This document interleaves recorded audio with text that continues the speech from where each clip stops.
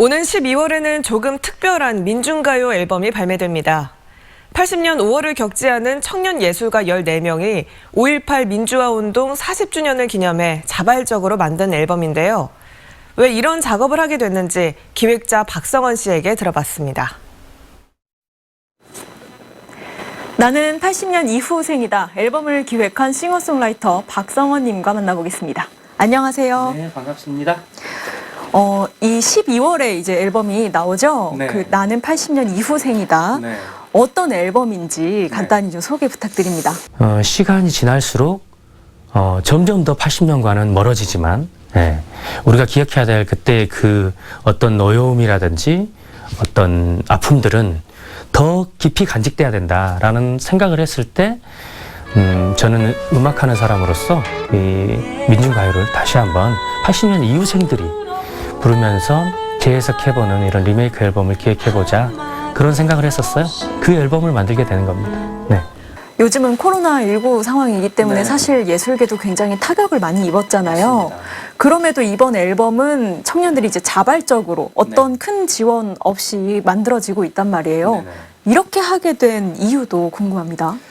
특히 이런 민중가요 앨범들은 더더욱이나 테이프로 지하실에서 녹음하는 이런 음반들이 전국적으로 불려지고 이런 과정들을 봤을 때 참 아름답다, 참 의미가 있다 그런 생각들, 또 그 젊은 친구들이 또 음악하면서 이렇게 예산이 없어서 음반을 못 만든다 이런 얘기를 들었을 때의 안타까움, 또 다른 하나는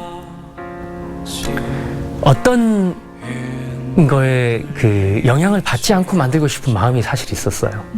언제까지 만들어야 된다든지, 어떤 노래를 리메이크 해야 된다든지, 이 곡을 꼭 해야 된다든지. 신경 써야 할 부분들이 네, 있죠. 그렇죠. 신경 쓰기가 싫었죠.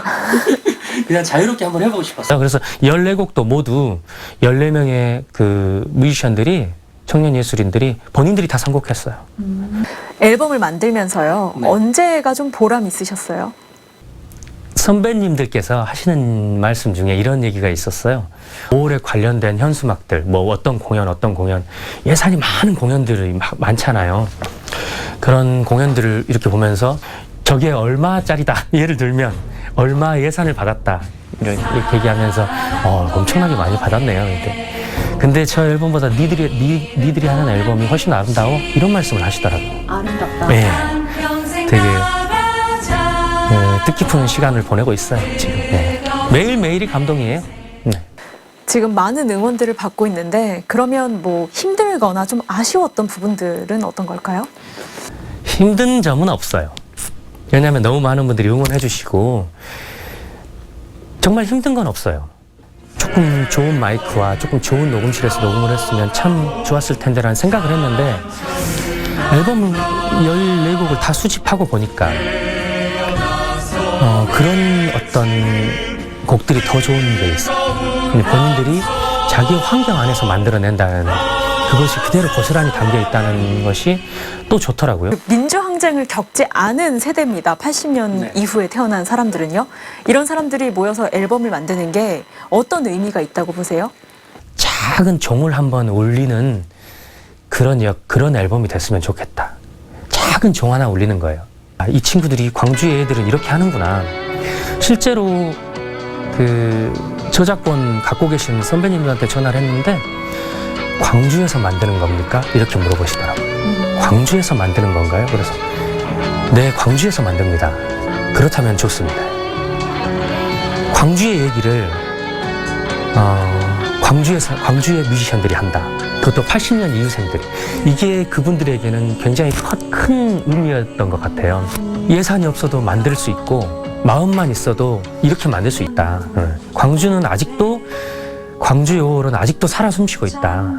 이런 느낌을 받으실 수 있는 앨범을 꼭 만들고 싶어요. 알겠습니다.